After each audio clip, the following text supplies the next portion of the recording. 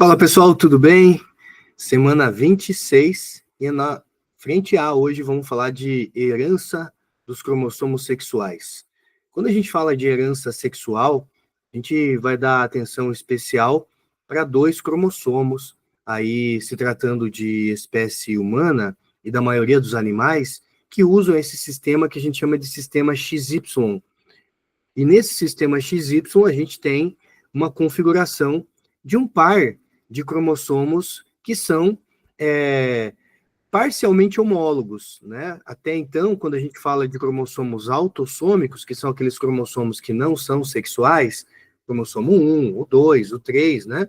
Tem lá um do pai, um da mãe, então tem o par 1, o par 2, até o par 22, são cromossomos que não estão ligados diretamente ali com características sexuais. Eles podem influenciar características sexuais, como a gente vai ver na aula de hoje.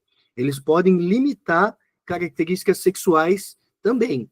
Mas quando a gente fala de uma herança dos cromossomos sexuais propriamente dita, a gente está falando do cromossomo X e do cromossomo Y aí na espécie humana. É lógico que a gente vai dar ênfase maior na questão da espécie humana, mas tem também, né, a parte do sistema XY, que também é chamado de sistema drosófila, né? Também é conhecido assim como sistema drosófila, sistema XY, porque quando a gente estuda a maioria dos animais, também vão ter essa mesma configuração desse par XY. Eles podem variar a quantidade de cromossomos, né? Lembra que na aula passada a gente falou que o nosso genoma, né? Deixa eu rabiscar aqui a tela, ó. Quando a gente fala de genoma, o genoma humano, já que eu recebi um cromossomo 1 do meu pai, deixa eu colocar aqui, peraí, aí. Já que eu recebi um cromossomo 1 do meu pai, um cromossomo 1 da minha mãe, eu recebi um 2 do meu pai, um 2 da minha mãe, 3 do pai, 3 da mãe, 4 do pai, 4 da mãe, assim sucessivamente até chegar no par 22, 22 do pai, 22 da mãe. O que acontece? Aqui a gente tem 44 cromossomos, né? Você tem ali o par número 1, o par número 2, o par número 3, o par número 4, até o par 22, tá? Esses cromossomos, eles são autossômicos. Eles são cromossomos não sexuais. E aí a gente tem o par 23. E é isso que a gente vai estudar aqui hoje, tá? Deixa eu colocar aqui minha canetinha para poder rabiscar aqui, ó. No par 23, para quem é do sexo biológico masculino, tem o cromossomo X que recebeu da sua mãe e o cromossomo Y que recebeu do seu pai.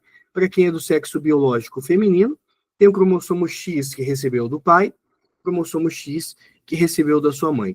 Então, quando a gente fala de genoma humano, né, antes da gente entrar na aula propriamente dita, é importante dizer que o genoma humano imagina o seguinte, é a gente levantar quais são os genes que existem no cromossomo 1 que você recebeu do seu pai. Galera, são os mesmos genes que você recebeu no cromossomo 1 da sua mãe, eles são iguais, tá? O que pode mudar? Se nessa posição aqui eu tenho uma característica para tipo de cabelo, aqui eu também tenho uma característica para tipo de cabelo. O que pode mudar é, meu pai forneceu uma informação para cabelo liso, a minha mãe forneceu uma combinação ali para cabelo crespo, por exemplo, né? E aí isso a gente vai representar por azão e o seu alelo azinho, por exemplo. Mas o gene A, né, nesse caso, ele está relacionado a tipo de cabelo, por exemplo. Então, eu não preciso, quando eu vou estudar os cromossomos, eu não preciso estudar os dois cromossomos número 1, porque eles têm os mesmos genes. Eles têm ali, né, em cada loco gênico, aqui tem informação para tipo de sangue, aqui tem informação para característica de inteligência, aqui tem informação para alguma prevalência de alguma doença, proteção de câncer, né? A mesma coisa vai acontecer no cromossomo 2. Os genes que você encontra no cromossomo 2 que você recebeu do seu pai, você também encontra no cromossomo 2 que você recebeu da sua mãe. São os mesmos genes. Ah, é o gene A, B, C. Tem A, né? Só que ele pode ter o seu alelo, o azão e o azinho, né? Então, quando os cientistas eles vão levantar o genoma humano, não precisa a gente estudar o par número 1, não precisa estudar o par número 2, não precisa estudar o par número 3. que eles fazem? Eles estudam só um de cada. Então, você estuda o cromossomo 1, né? Tanto do pai quanto da mãe. Você estuda o cromossomo 4, você estuda o cromossomo 5, um cromossomo 6, um cromossomo 7. Só que quando chega no par sexual, a gente tem uma particularidade aqui. Por quê? Porque no par sexual, o cromossomo X, ele não é totalmente homólogo ao cromossomo Y. O cromossomo X, ele é muito maior do que o cromossomo Y, tá, gente? E se o cromossomo X, ele é muito maior do que o cromossomo Y, significa que existem regiões do cromossomo X que não existem no Y. A gente poderia dizer que uma menina, ela tem mais DNA proporcionalmente do que um menino, né? Porque se a menina tem, olha só essa imagem aqui, ó. Se a menina tem 2 cromossomos X, toda essa quantidade aqui, ó, que você não encontra aqui no Y, né? Tudo isso daqui, ó, não existe no Y, ó. Então, proporcionalmente, a gente pode dizer que uma menina nasce com mais DNA, né? Herda mais DNA dos seus pais do que os meninos. E isso a gente vai falar ainda nessa aula da questão da compensação por dose, né? Da cromatina sexual. A natureza deu um jeito de equilibrar isso, para não deixar as meninas com mais DNA do que os meninos, né? As mulheres com mais DNA do que os homens. A natureza dá um jeito de compensar isso, inativando parcialmente um dos cromossomos X da mulher, tá? Então, quando a gente vai falar de genoma, por que o estudo do genoma humano envolve 23 cromossomos da mulher e envolve 24 cromossomos no homem? Porque no caso do homem, gente, ele tem um cromossomo 23, que é o X, e o homólogo, que não é totalmente homólogo, que é o Y. Então, eu preciso estudar tanto o X quanto o Y. Então, se tratando de genoma da espécie humana, o mais correto é dizer que o nosso genoma ele está baseado em 24 cromossomos, né? Porque a gente pega 22 cromossomos, esquece o par, né? Deixa eu tirar isso aqui, esquece o par. Então vai ter o 4, vai ter um 5, um 6, um 22. E aí quando chega no 23, como o X ele não é totalmente homólogo ao Y, eu preciso estudar os dois. Até porque o Y ele também tem uma região que não é homóloga ao X. Então, existem genes que só encontramos no Y. Então, eu preciso levantar quais são os genes que eu encontro nessa porção não homóloga no X e os genes que eu encontro nessa porção não homóloga do Y. Beleza? O Rafael chegou aí com a gente também, né? Seja bem-vindo, Rafael.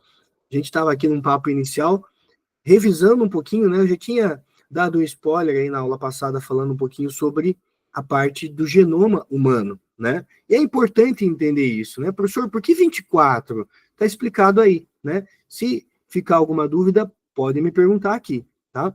Mas, basicamente, o programa, né, que levantou o genoma humano, que foi feito da década de 90 até 2003, a ideia era saber quais genes estão no cromossomo 1. Se eu perguntasse para você, onde está o gene da insulina? Antes da década de 90, a gente não sabia. Ah, eu não sei. Eu sei que existe o gene da insulina, mas eu não sei em qual cromossomo ele está. Onde que está o gene do sistema BO? Não sei te dizer, né? Hoje nós sabemos. Lógico que nós não sabemos tudo, né? Mas a gente precisa ainda decifrar esse livro que foi levantado, né? Hoje a gente tem o livro, digamos assim, o que a gente tem que fazer com esse livro é basicamente entender a linguagem dele para a gente poder entender, aqui está o gene da insulina, né? Mas imagine que você pega um livro numa linguagem que você não conhece, né? Ou que você conhece muito pouco, né? Então a comunidade científica, quando ela levanta o genoma, no primeiro momento ela tem o livro. O que a gente precisa agora fazer? Ler esse livro. Mas para ler esse livro a gente precisa entender um pouquinho mais, né, dos locos gênicos, como que o gene, né, já que o gene é uma receita, como que esse gene ele fica dentro de um cromossomo? Ele é um segmento do DNA. Então, hoje nós sabemos que o gene nada mais é do que um pedaço, um segmento de DNA, tá? Então, se você tem lá o DNA que tem 1 metro, cada DNA, né, cada cromossomo tem 1,74 m, cada gene, ele pega um segmento desse comprimento do DNA. Beleza? Falado isso, vamos seguir aqui, né? Eu peguei essa imagem da internet, mas eu fiz uma imagem aqui também, que ela está com a qualidade melhor, mas aqui só para você ter uma representação, né? Aqui, ele diz que nessa região vermelha do cromossomo X, nós encontramos genes que estão ligados ao sexo, né? Herança ligada ao sexo. Então, já fixa isso na sua mente. Toda vez que a gente falar herança ligada ao sexo, eu estou falando de gene que está no cromossomo X, tá? Na porção não homóloga do Y. Veja que essa parte vermelha não existe no Y. Então, a gente tem aqui o quê?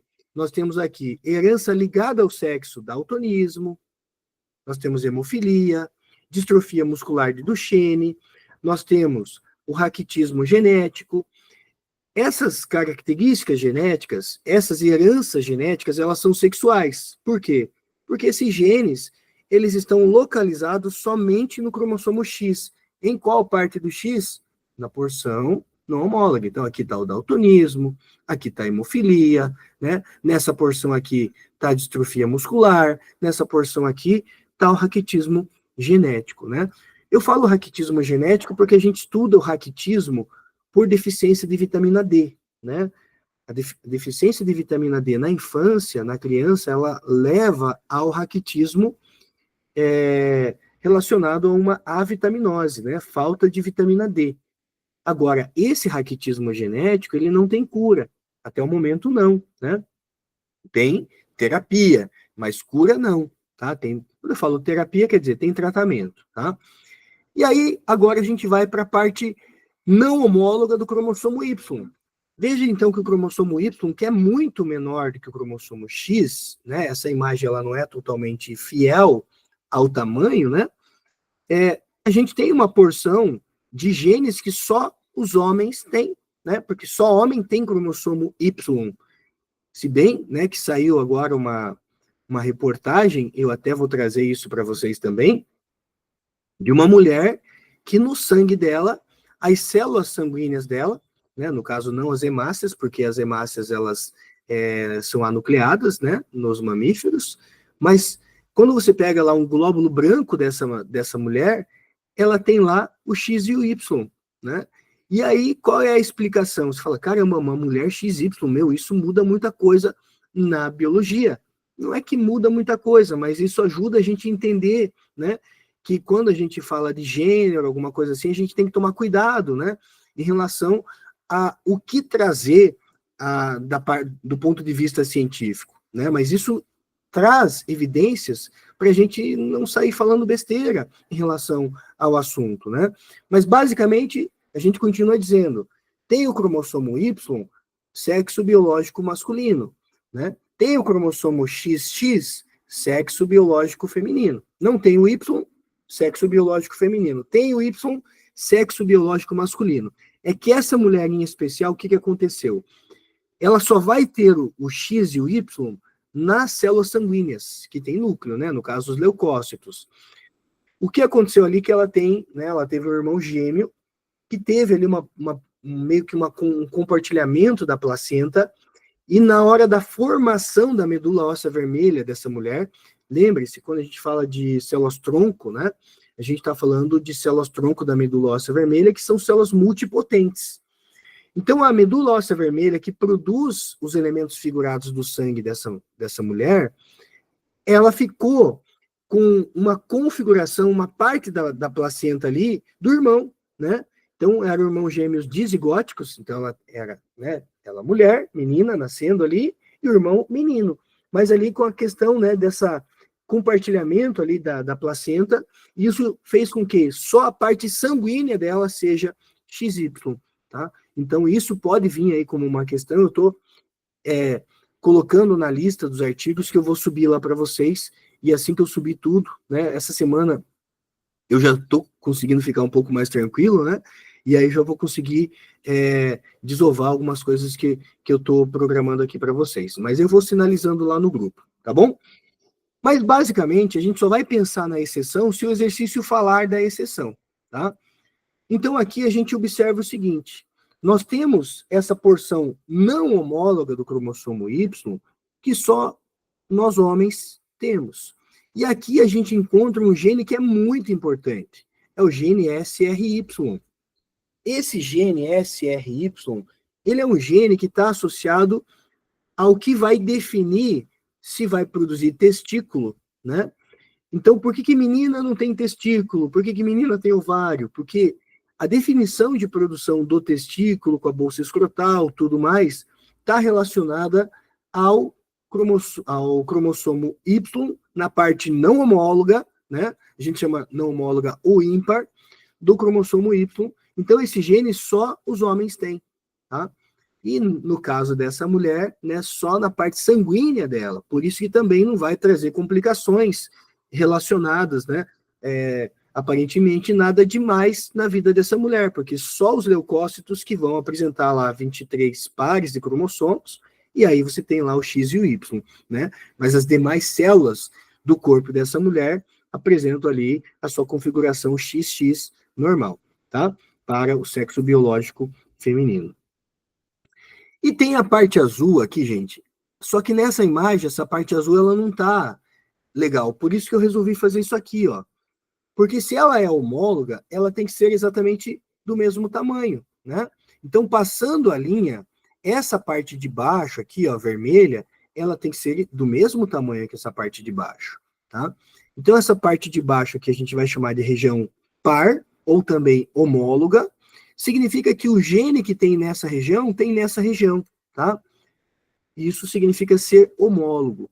E aí, tem algum exemplo para eu citar para vocês? Tem o tal de mal de Auguste.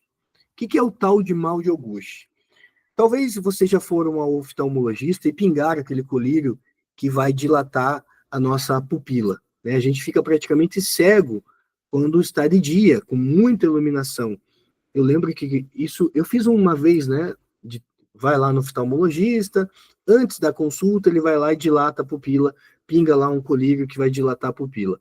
Era um dia que estava muito ensolarado, e eu, né, bobo, não tinha informação, fui sozinho, fui dirigindo, e naquele dia, especialmente, eu não estava com meu óculos de sol. O que aconteceu? Se tem muita luz, luz solar principalmente, eu não conseguia sair da clínica. Eu tive que ficar esperando a minha pupila voltar à normalidade, né? Para poder conseguir andar na rua, para poder dirigir, né? Porque quando a pupila está dilatada, entra muita luz, e isso causa um tipo de cegueira diurna.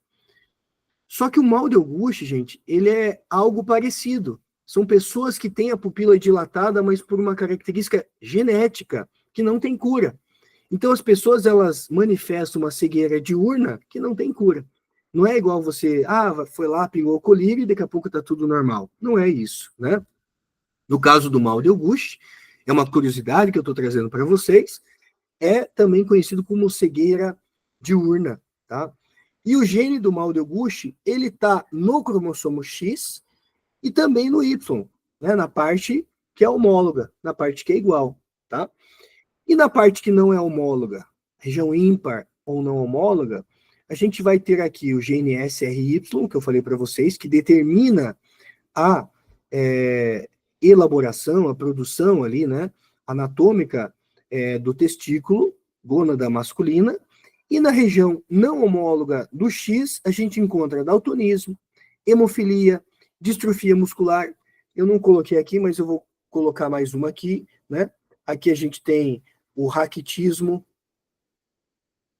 O raquitismo é que ele tem uma particularidade, né? Enquanto daltonismo, hemofilia, distrofia muscular são heranças ligadas ao sexo recessiva, o raquitismo ele é uma herança ligada ao sexo dominante. Então, de novo, gente, falou de herança sexual, o mais importante são as heranças ligadas ao sexo. Giovanni, o que é uma herança ligada ao sexo? Ligada ao sexo significa que os genes dessas heranças estão no cromossomo X. E se for uma questão de somatória, ele vai dizer heranças ligadas ao sexo, como, por exemplo, daltonismo, hemofilia, distrofia muscular, raquitismo. O gene encontra-se na porção não homóloga do cromossomo X. Verdadeiro, né? É na porção não homóloga, beleza? Então, seguimos. Vamos começar falando de herança ligada ao sexo recessiva, tá? Exemplo, o daltonismo. Anatomicamente, o que acontece no daltonismo? A gente tem dentro, lá no fundo do nosso olho, os fotorreceptores, né? A gente tem dois grupos de células ali, os cones e os bastonetes. Os cones, não tem erro, tá, gente? Cones começa com C, de cores. Então, os cones, você tem cone verde, né? Cone para o vermelho, cone para o azul. Mais ou menos, você vai falar, cores primárias, Giovanni. Sim, né? A gente está falando aqui de cores que vão trazer a possibilidade de, a partir desses três tipos de cones, verde, vermelho e azul, da combinação da excitação desses fotorreceptores para que a gente possa enxergar colorido, tá? Então, a partir da excitação desses fotorreceptores, que a gente está falando desses cones, né? Não são bastonetes. Bastonetes nos auxiliam na visão de escuro, né? Então, quando apaga a luz, não é o cone que vai te ajudar a tentar se localizar no escuro. Quem vai tentar, né, te ajudar no escuro ali, que fica aquela penumbra, né? São os bastonetes. Bastonetes, eles conseguem, né, nos auxiliar na baixa luminosidade, né? Na ausência de luz, não no escuro absoluto, que a gente não vai enxergar nada, mas quando está com baixa luminosidade, os bastonetes ajudam, né, na excitação ali dos bastonetes para que a gente consiga, mesmo com pouca iluminação, a gente conseguir formar alguma imagem, conseguir visão no escuro, tá? Ou com baixa luminosidade. Então, falei de daltonismo. O que envolve daltonismo? Pessoas daltônicas, elas podem ter defeito em um desses cones.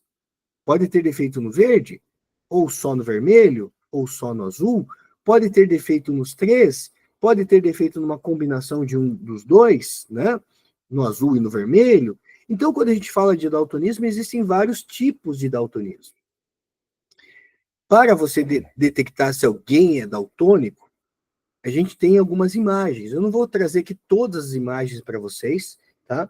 Por curiosidade, depois eu mando isso. Lá são 25 imagens, são 25 slides para você poder fazer o levantamento, qual é o tipo de daltonismo que a pessoa tem, né? Então, aqui, olhando para a tela, eu tenho o número 7 e o número 3, né? Ele traz essa forma de imagem que a gente chama de teste de Ishihara.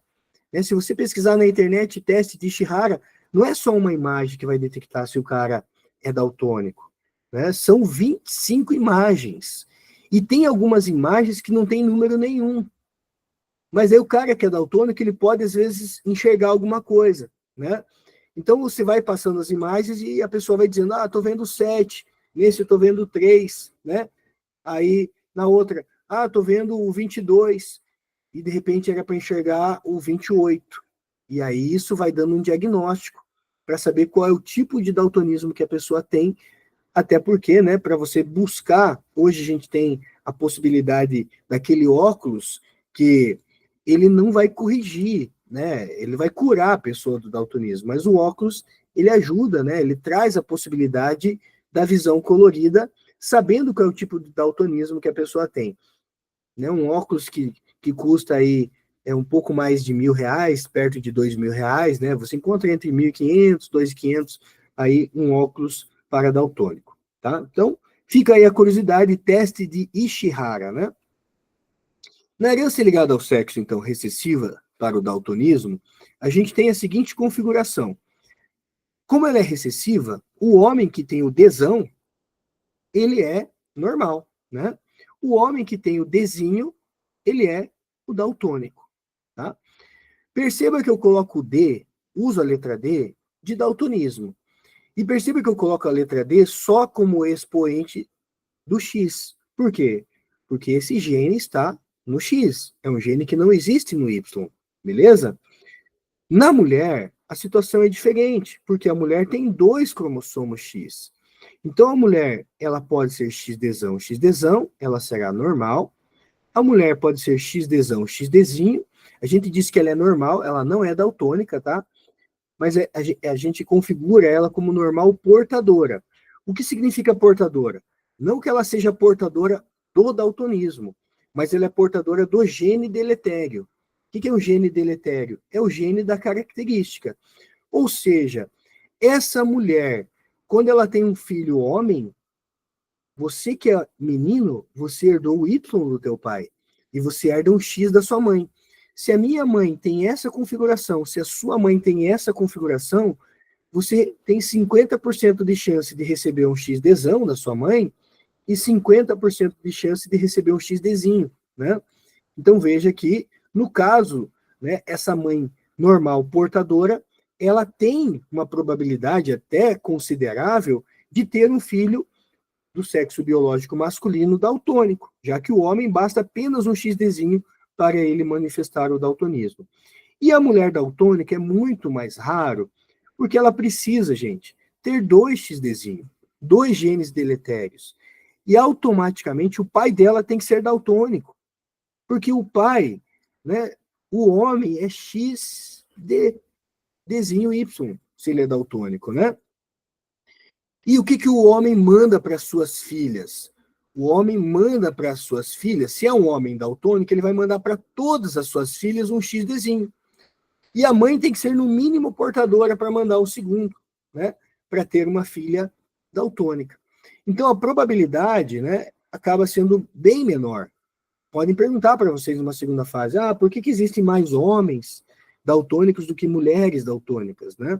E a gente traz esse cálculo aqui, ó, como curiosidade, tá, gente? Eu fui pesquisar e a frequência do XDzinho na população é de 1 chance em 40. Então, qual é a chance de você encontrar um XDzinho na população? É 1 chance em 40. Como o homem, né, ele só tem um XDzinho, qual é a chance do homem ser daltônico? É 1 em 40. Né? Então, coloca aqui 1 chance em 40.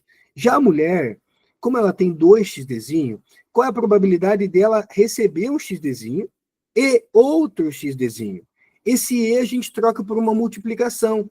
Então, você vai ter a frequência da mulher receber um XDzinho e outro XDzinho, você vai ter uma probabilidade em 1.600. Não precisa decorar isso aqui, tá?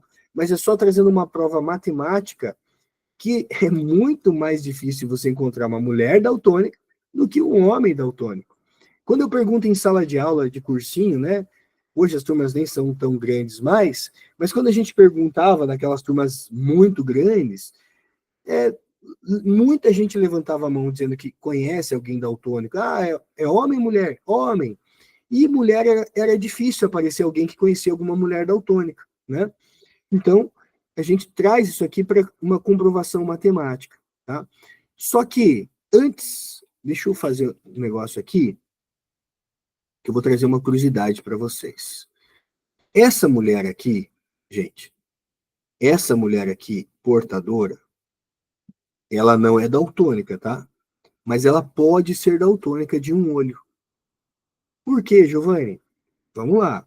Lembra que eu falei para vocês que o cromossomo Y ele é bem menor do que o cromossomo X? Então o Y está aqui, né? Esse é o Y. Esse aqui é o X. Gente, então as mulheres, elas têm essa quantidade de DNA que nós homens não temos. O que a natureza fez? A natureza deu um jeito de compensar a dose. Lá na década de 40, 1940, um cara chamado de Murray Barr, ele estudando o núcleo de células femininas, entenda isso daqui como um núcleo, tá? Ele estudando o núcleo de células femininas, ele visualizou um corpúsculo que ficava grudadinho ali na carioteca, na parte interna do núcleo. Ele não soube explicar o que era aquilo, e ficou conhecido então como corpúsculo de Barr, né? 1961, uma outra cientista, a Mary Lyon continuou estudando e ela descobriu que essa manchinha que aparece aqui, ela chamou isso de cromatina sexual. Giovanni, o que é cromatina sexual? Cromatina sexual, gente, significa que se vocês mulheres têm mais DNA do que nós homens, a natureza deu um jeito de compensar essa dose, gente. Como assim, Giovanni? Veja, tá vendo essa quantidade aqui de DNA que uma mulher tem a mais? Porque a mulher tem 2x, né? O que a natureza fez? Um X que ela recebeu, por exemplo, do pai, né? Vou chamar aqui de XP do pai, né? E o outro X aqui da mãe, ele fica inativo. Só que ele não pode estar 100% inativo, Porque senão a gente, né, os homens vão ter uma quantidade a mais de DNA do que as mulheres. Então a natureza foi perfeita, gente. Ela fez com que esse cromossomo X aqui, inativo, mas ela não inativou ele 100%. Ela inativa ele em torno de 85% a 90%. Então, vocês, meninas, o corpo de vocês é um mosaico. Se a gente pegar aleatoriamente uma célula do corpo de vocês, a gente vai ver que tem célula que é o X do pai que está ativo e o X da mãe está inativo. Vai ter célula que é o X da mãe que está ativo e o X do pai está inativo, né? Isso aqui, inclusive, é o tipo de exame que existe para a gente detectar garantir o sexo biológico de uma pessoa. Porque a mulher, ela tem cromatina sexual. O homem, não, né? O homem normal, porque você pode ter uma situação lá, né, de uma mutação, por exemplo, né, quando você tem lá XXY, o indivíduo que é XXY, que é a síndrome de Klinefelter, isso aqui é um homem, tá, gente? E se ele é um homem, ele vai ter um X ativo, ele vai ter um X inativo e ele vai ter um Y, tá? Como que eu sei que isso daqui não é uma mulher? Porque tem o Y. Aí eu sei que tem 47 cromossomos aqui, tá? Mas quando a gente fala de indivíduos normais, a mulher vai ter cromatina sexual e o homem não tem, né?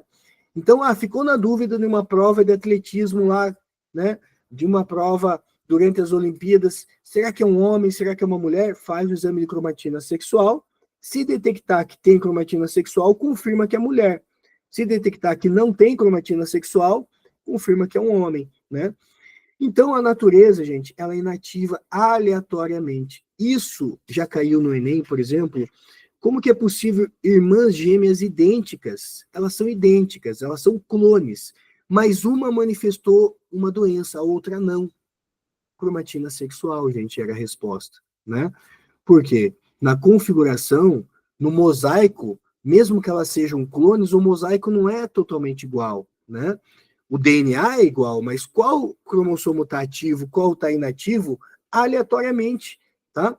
Isso acontece ainda na vida embrionária. É mais uma informação para vocês, tá? Então, quando a gente vai falar disso aqui, existe a possibilidade dessa mulher, agora vamos supor que eu tenho aqui um olho, né? E eu tenho aqui outro olho. Tá aqui um olho, tá aqui outro olho. Vamos supor que uma mulher que é XDzão, XDzinho, tá? E essa mulher, ela tem um problema nesse olho aqui, né? Ela precisa usar tampão ou, sei lá, ela perdeu a visão desse olho. O que vai acontecer com essa mulher? Hoje nós sabemos que essa mulher, ela vai descobrir que ela é daltônica, de um olho só, né? Quando ela tem os dois olhos funcionando, o cérebro, ele busca, né, ali entender a melhor imagem. Então ele trabalha com a imagem colorida. Agora, com a imagem perfeita, né? Agora, quando a mulher, né, ela tem algum problema ou ela usa um tampão nesse olho, por isso que no teste de Chiari o ideal é que você faça sempre, né, um olho, depois faz com outro olho, porque pode ser, se for uma mulher, né, que a mulher seja daltônica só de um olho, né? Então, se você visualiza só com esse XDzinho, isso pode acontecer, então, dessa mulher que é normal ser daltônica só de um olho por conta da cromatina sexual. Agora, isso é uma exceção, tá? Eu só penso na exceção, seu exercício falar da exceção. Isso é importante, beleza? Então, no caso, deixa eu avançar aqui, da mulher normal portadora, existe essa particularidade, tá bom? Herança ligada ao sexo recessiva, hemofilia. Gente, é igualzinho, tá? É igualzinho, mesma situação. Vou avançar aqui, ó. Mesma situação. É muito mais raro uma mulher hemofílica, né? Porque o homem, para ser hemofílico, basta apenas um XHzinho e ele vai ser hemofílico. Então, aqui é igual. O raciocínio é igual, né? Aqui eu trouxe para vocês uma curiosidade, né? Quando você estuda o fator 8 de coagulação, quando você estuda coagulação sanguínea, você aprende que, machuquei, né, fiz um corte no meu braço, as plaquetas vão liberar tromboquinase ou tromboplastina. A presença de tromboplastina no sangue vai fazer com que o fígado produza, que produziu ali, né, a protrombina. Na produção da protrombina, o fígado usa a vitamina K, né? E a protrombina, na presença da tromboquinase ou tromboplastina, ela vai converter a protrombina na forma ativa, que é a trombina. O que é o fator 8 de coagulação, gente? O fator 8 de coagulação é a protrombina. Giovanni, o que é protrombina? Protrombina é uma proteína que o fígado produz. O fígado usa a vitamina K para produzir a protrombina. Quando a plaqueta libera tromboquinase ou tromboplastina, isso na presença de íons cálcio, vão fazer com que a protrombina converta-se em trombina, né? A pessoa que é hemofílica, ela não tenha o fator, níveis reduzidos aqui, né, do fator 8 de coagulação. Ela não tem isso em quantidades ideais. E aí, a cascata de coagulação, ela acaba não sendo, né, 100%. E a pessoa tem um risco muito grande de hemorragia, né? Então, o fator 8 de coagulação é a protrombina. O fator 9 de coagulação também existe a hemofilia por deficiência do fator 9 de coagulação. É mais raro, tá, gente? 85% dos casos de hemofilia envolve o fator 8 de coagulação, que é uma proteína, né? O fator 9 também é uma proteína, que é o fibrinogênio. Então, ou falta protrombina, ou falta fibrinogênio, tá? Como que resolve a situação de um hemofílico hoje? Da mesma forma que você resolve quem tem diabetes mellitus do tipo 1. Quem tem diabetes mellitus do tipo 1 recebe a insulina. Quem é hemofílico recebe o fator 8 que ela não produz em quantidade suficiente, né? Via injeção, né?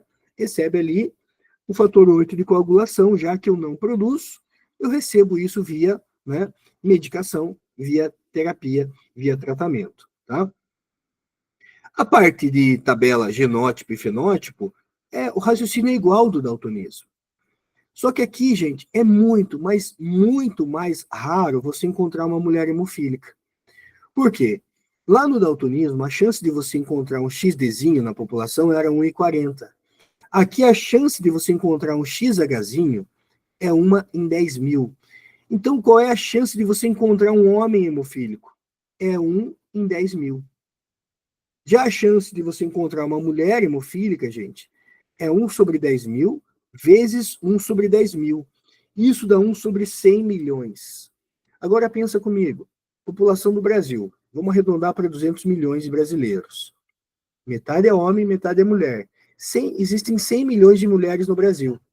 Se existem 100 milhões de mulheres no Brasil, deve existir uma mulher hemofílica no Brasil. Olha que doido isso, né?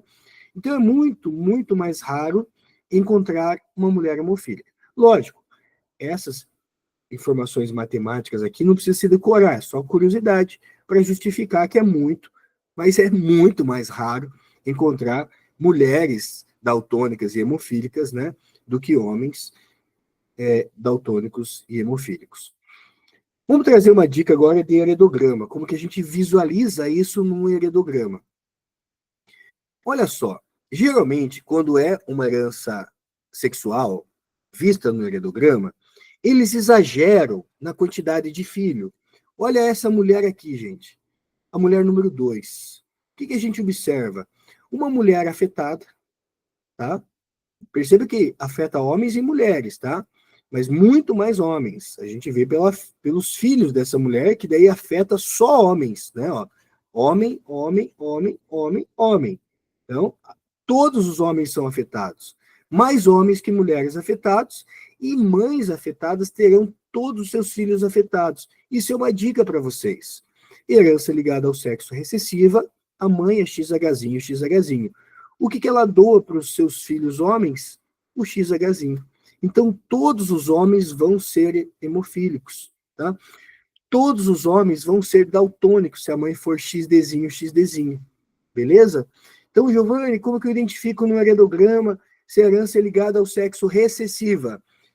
Mulher afetada, todos os filhos do sexo biológico masculino afetado.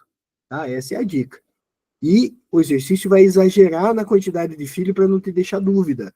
Coloca lá 10 filhos, 8 filhos. beleza? Vamos para um caso especial de herança ligada ao sexo recessiva. Distrofia muscular de Duchenne.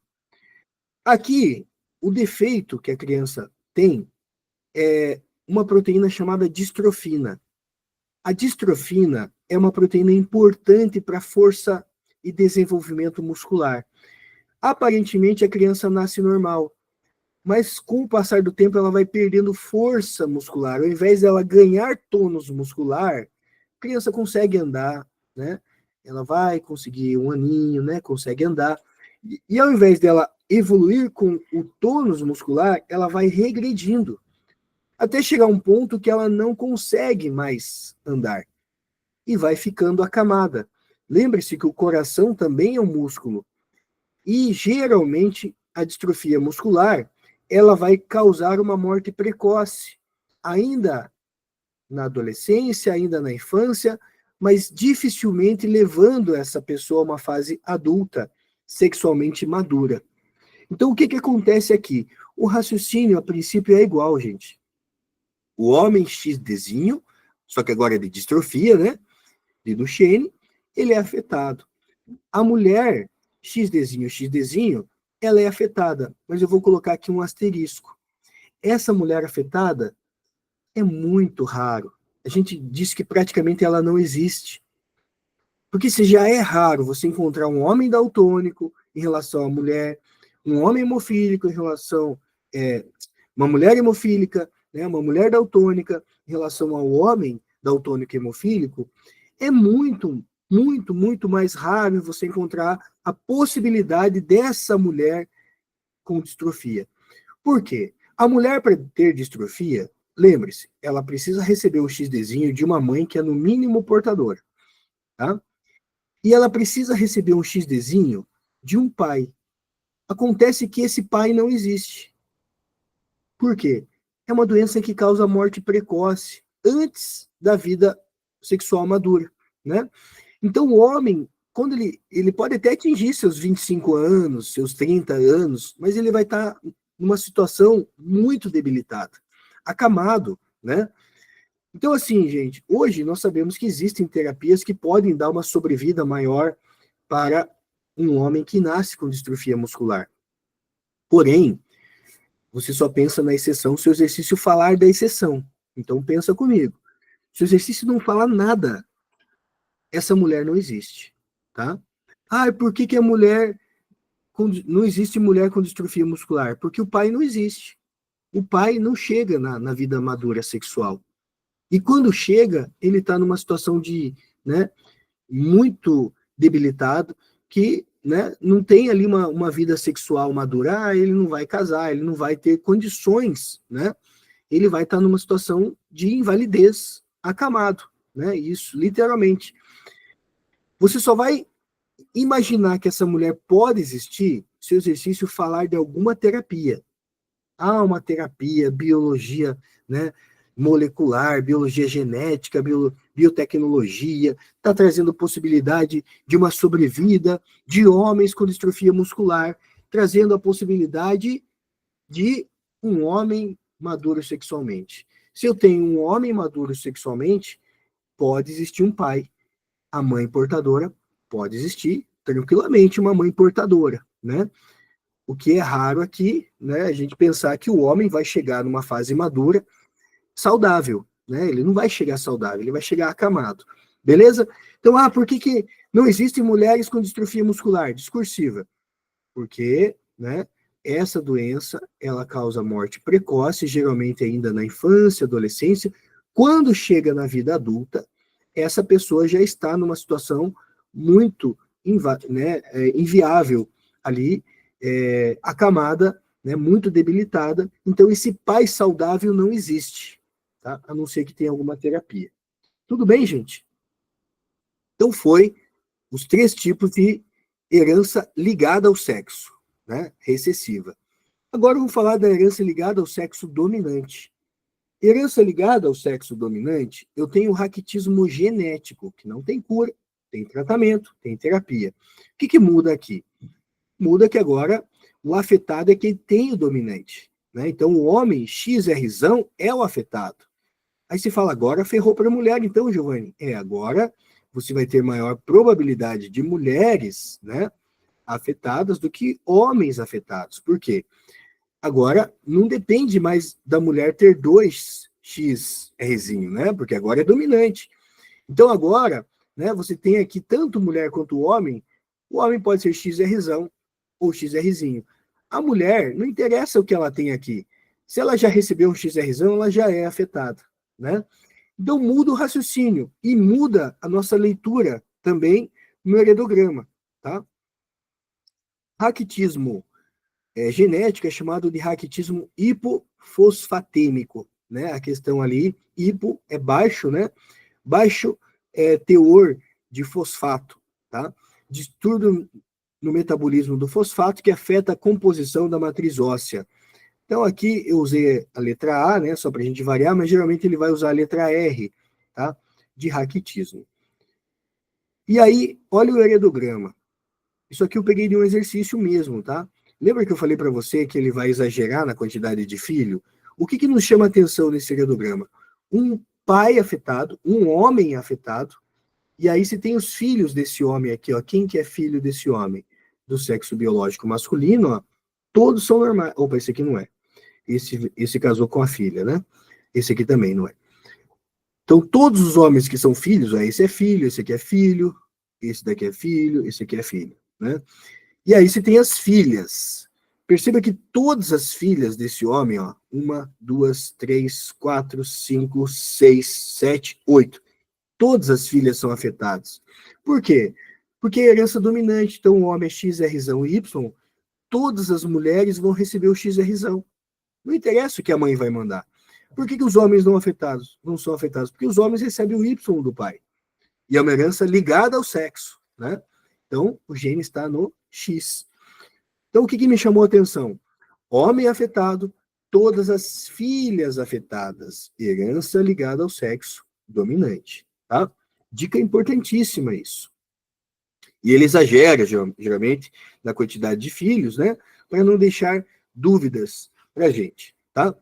Galera, eu vou fazer o seguinte, tá? Para a gente não extrapolar muito e respeitar também o horário, né? Da frente B e da frente C, que são conteúdos importantes, e para que a gente fique com essa mensagem, né? Hoje, herança ligada ao sexo, tanto recessiva quanto dominante, eu vou parar por aqui a frente A, tá? E aí, semana que vem, a gente fecha a parte de herança sexual, combinado? Então, agora são exatamente 7h20. Vou fazer um intervalinho com vocês de 10 minutos aí, tá? Eu peguei pesado 40 minutos seguidos aí, né? Deu até mais, deu 50 minutos, né? Então, 10 minutinhos e a gente volta com a frente B, tá bom? 7h30. Até daqui a pouco.